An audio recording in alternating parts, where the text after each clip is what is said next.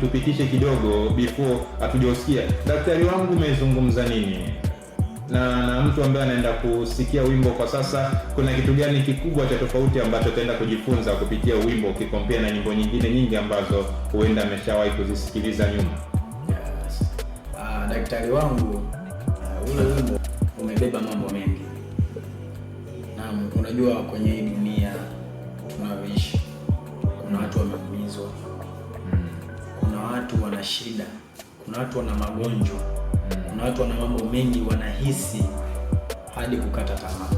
Lakini daktari wangu imezungumzia kwa watu waliokata tamaa, kwa watu walioshindwa, kwa sababu hakuna mtu mwingine ambaye anaweza kutibu jeraha la moyo isipokuwa Mungu. Kabisa. Waganga watashindwa, wachawi watashindwa, madaktari wakubwa watashindwa kutibu moyo, lakini ukirudi kwa Mungu jambo lililoshindikana yeye anaweza akafanya tena kwa urahisi sana. Yes. Nimefikiria kufanya hii nyimbo kwa sababu ni kama kufikisha jumbe kwa watu, kama kuhubiri, kama kushauri. Yes.